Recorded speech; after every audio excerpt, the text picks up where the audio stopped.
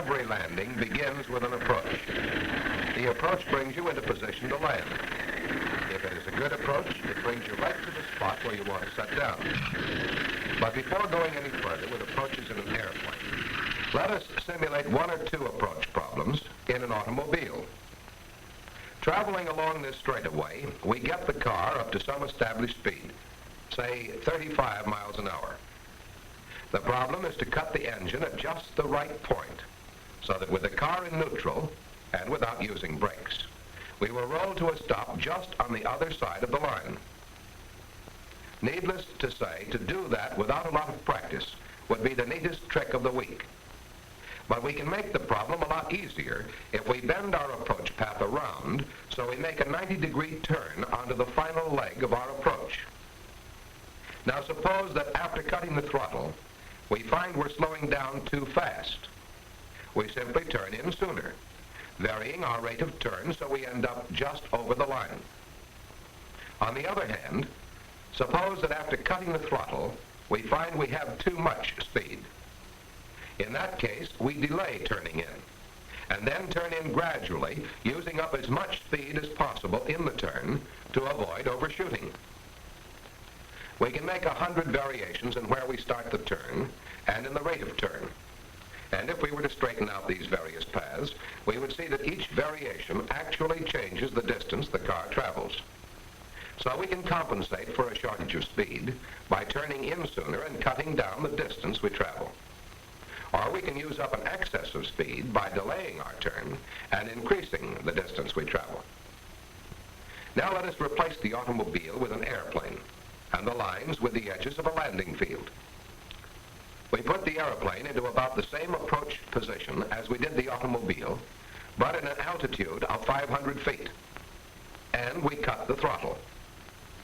The problem is similar to the approach problem with the automobile, except now it is altitude we are dissipating, not speed. The gliding speed we keep constant. If we find we're getting too low, that is, if we are running out of altitude, we turn in early, carrying our rate of turn as necessary to bring us in comfortably in the first third of the field. But if we find we're not losing altitude fast enough, and it looks like we're in danger of overshooting, we delay turning in, using up our excess altitude by traveling the maximum distance and landing on the far side of the field. Or we can turn in and land anywhere between these two extremes, depending on whether we are short of altitude or have excess altitude we must get rid of. In the 90-degree approach, as in most flying, one of the greatest variables is the effect of the wind, that is, the movement of the air. This movement of the air affects the plane like the current of a river affects a boat. If we start across the river with the nose of the boat pointed straight for the opposite bank, we will move across like this, ending up some distance downstream from the point at which we aimed.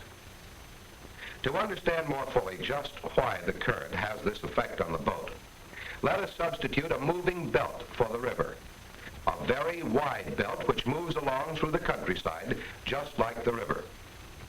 If we drive a car across the belt, following a line running straight across it, the car will appear to be moving diagonally across the belt, and we will end up here. Actually, we have driven the car straight across, following the line. But the motion of the belt has moved the path itself and the car with it. If we want to go to a point directly across the belt, we will have to follow a course like this, so that by the time we reach the end of the course, the belt will have moved the end of the course down to our desired destination. An airplane, as long as it is in contact with the ground, is affected by the wind blowing on it. But as soon as it is clear of the ground, the plane moves with the air. The air carries it along just as the moving belt carried the car or the water carries a boat. For instance, suppose we want to travel a course like this, from south to north, and the wind is from the west. If we head directly for the point we want to reach, we will end up away to the east of it. We will have flown a straight course through the air, but the air moving over the earth from west to east will move the entire flight path, so our path over the ground will be a diagonal one. However, if we point our nose off to the northwest on a diagonal heading into the wind, our flight path through the air will be diagonal, but our track over the ground will be straight to our objective. Let's see how this works out in actual practice. The plane below us is attempting to parallel that highway, but even though its nose is pointed straight along the highway, the plane is moving off to the right. By making a turn so that we bring the nose around somewhat into the direction the wind is coming from, we can make a track over the ground which parallels the highway perfectly. This is called correction for drift by crabbing, or drift angle correction. And when you crab, your wings are level. You are flying in normal, balanced flight. It's just that you're flying this way while the wind is drifting you this way. So you end up on a compromise course between the two. And you adjust your heading so the compromise course is just the course you want to follow. If you find you are moving over to the windward of the course you want to fly, you're crabbing too much, so turn back slightly. If you find yourself drifting downwind off your course, you're not crabbing enough, so turn a little more into the wind. But let's go back to the moving belt for a moment. Suppose we were to drive a car along the belt at exactly 30 miles per hour. At the end of 1 hour, the car will have traveled exactly 30 miles over the belt. But let us suppose that at the same time, the belt was also moving at the rate, let us say, of 20 miles per hour. So while the automobile was traveling 30 miles, the belt was traveling 20. And even though the car has traveled only 30 miles by means of its own power, it has covered a total distance of 50 miles in relation to the surrounding countryside. An airplane flying at the rate of 75 miles per hour will travel 75 miles through the air in 1 hour's time. But suppose that at the same time, the air is also moving in the same direction at the rate of 25 miles per hour. Then during the hour, the plane is moving 75 miles. The body of air in which the plane is flying will have moved an additional 25 miles. So the plane will have traveled 100 miles in relation to the ground. On the other hand, if the plane is flying in the opposite direction from the way the air is moving, while the airplane is flying 75 miles through the air itself would be moving 25 miles in the opposite direction. So at the end of an hour, the plane would have traveled only 50 miles in relation to the ground. Again, suppose you put your plane into a climb, and in 10 minutes' time you gain 3,000 feet of altitude and travel a distance of 10 miles through the air. But suppose also that the air is moving in the same direction at such a rate that the body of air in which your plane is flying will have moved an additional 5 miles. Thus, your plane would travel 15 miles in relation to the ground. But the gain in altitude is exactly the same, regardless of the movement of the air. On the other hand, if you are flying in the opposite direction, while you are traveling a distance of 10 miles through the air and gaining 3,000 feet of altitude, the body of air will have moved you back 5 miles, so you will have traveled only 5 miles in relation to the ground. But again, your gain in altitude will be exactly the same, 3,000 feet in 10 minutes. Contrary to the popular misconception, you do not gain altitude faster when climbing upwind. You gain exactly the same amount of altitude in a given period of time, and your climbing altitude is the same whether you are climbing upwind or downwind or in no wind at all. The only thing that varies is the distance you travel over the ground. So in flying an airplane, you must deal with two different kinds of speed. Air speed, or the speed with which the plane travels through the air, and ground speed, or the speed at which the plane travels in relation to the ground. Assuming that it takes 50 knots airspeed to get off the ground in a takeoff, if you take off downwind in a 20-knot wind, you will be moving at a ground speed of 70 knots when you become airborne. To get this much ground speed, you will have to have a much longer takeoff run. You will have less altitude in a given distance, and therefore less chance of clearing obstacles at the end of the runway. But if you take off into a 20-knot wind, even though you must still have 50 knots airspeed to get off the ground, you will become airborne at a ground speed of only 30 knots. You can pick up 30 knots ground speed in a hurry, shortening your takeoff run and giving you much more altitude with which to clear obstacles in a given distance over the ground. Now let us apply this information on the effect of the wind on the plane to the 90-degree power-off approach. Like most Navy approach patterns, this one, in its complete form, approximates a racetrack pattern.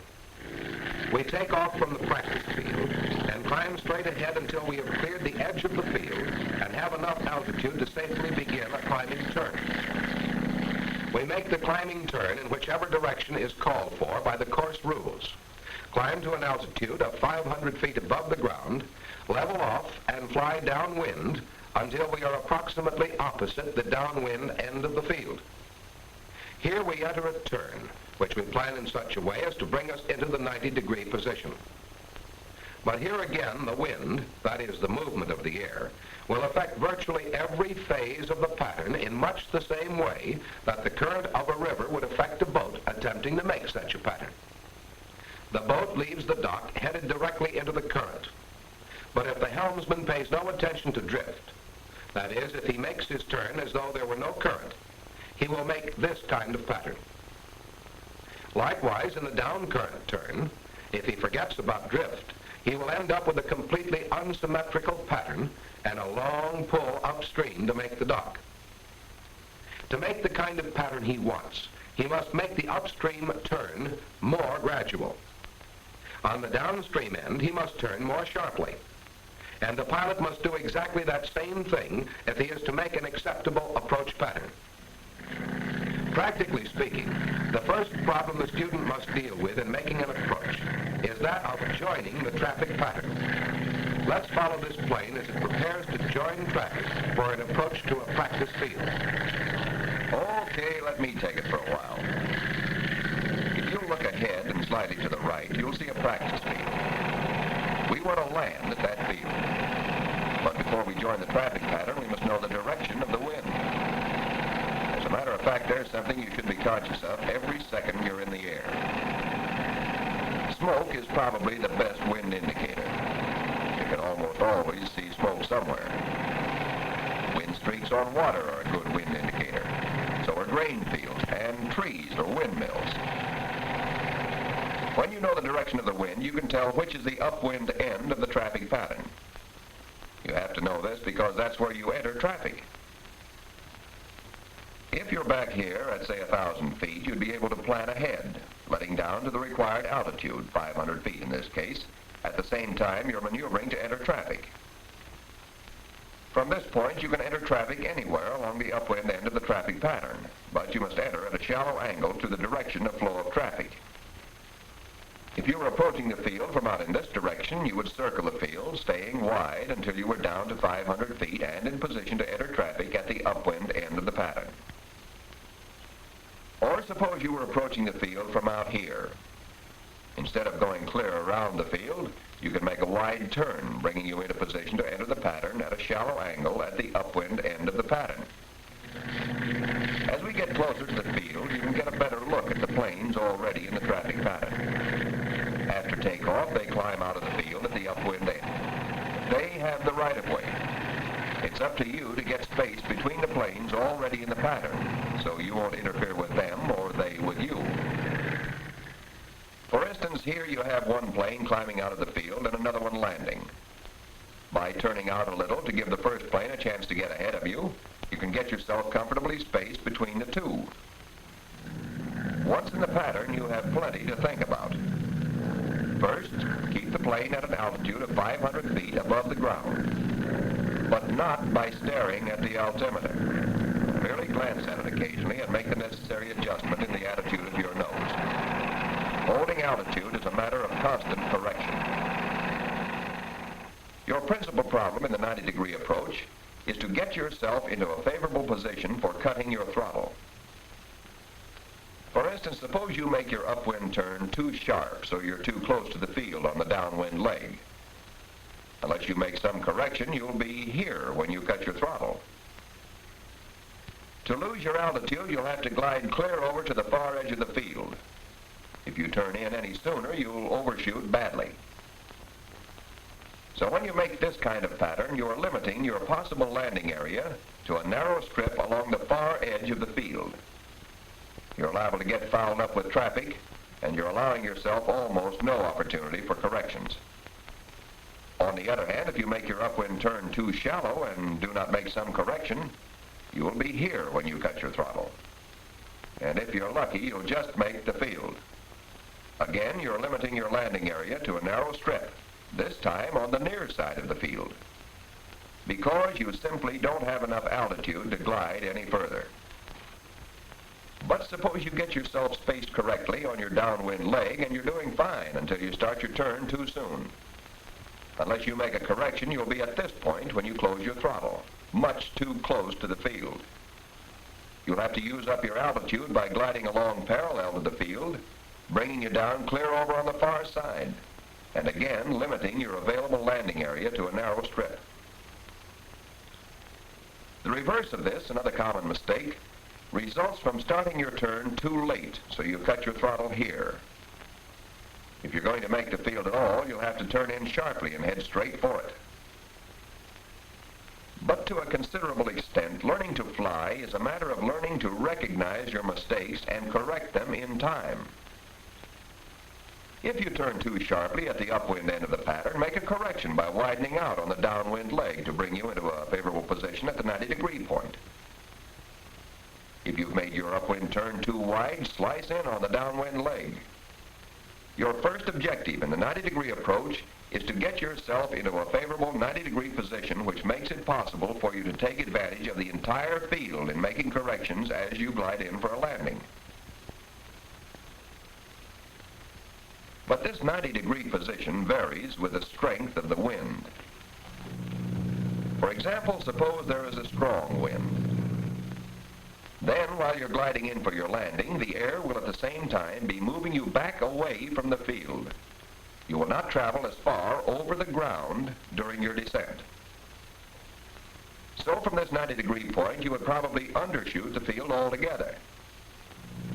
Or suppose there's practically no wind at all. You would then travel much further over the ground in your glide. And even though you turn very gradually, gliding clear to the far edge of the field, you would very likely overshoot the field altogether. So your 90-degree position varies with the strength of the wind. When there's a brisk wind, the pattern shrinks. The 90-degree position is closer in. On a calm day, the pattern expands, and the 90-degree position moves out, further away from the field. But each approach is different. The wind changes from day to day, sometimes from hour to hour. There are vertical winds, that is, updrafts and downdrafts, as well as winds over the ground. These vary your rate of descent. So once you have established a pattern and cut your throttle at the 90-degree point, watch the field. Pick a point where you think you can land. If it looks like you're coming down pretty rapidly, turn in a little. Anytime it looks like you're going to be too high to hit the spot you've picked, widen out your pattern. Keep experimenting. Vary your rate of turn, playing rate of turn against altitude. One of the principal purposes of this maneuver is to develop your ability to judge your rate of descent and make corrections accordingly. And incidentally, be sure to recover from your turn before crossing the edge of the field. You should have a reasonable amount of straightaway before you land. You'll notice that while we were making that landing, the windsock has swung around so the direction of the wind runs diagonally across the field.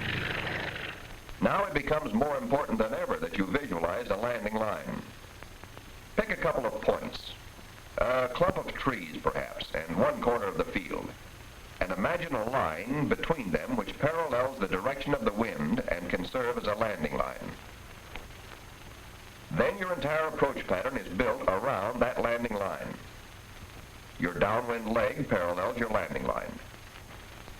You begin your downwind turn when you are abeam of the spot where you intend to land, and you cut your throttle when you're 90 degrees to your landing line.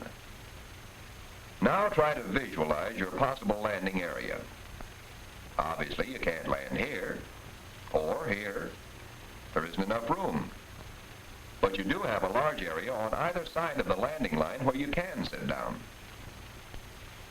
By selecting a landing line in the center of your landing area, you give yourself the longest possible landing line and the maximum opportunity for correction on either side of it.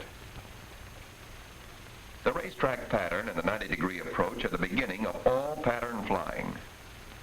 In this maneuver, you learn merely to hit a field without power. Next, you'll be able to hit a runway with power. Then pretty soon you'll be hitting a 200-foot circle from 800 feet. And it won't be long after that before you'll learn to get into a very small field from a cut gun at 1,000 feet. All in preparation for the time when you may have to make a power approach to the rolling pitching deck of a moving carrier, or a jungle strip barely long enough for your landing run, and more than likely out of the wind. The racetrack pattern and the 90-degree approach are the first steps toward all that, toward developing your ability to visualize a flight path through the air and to fly that exact path so you can make the plane do precisely what you want it to do and set it down on a dime. Okay, let's go home.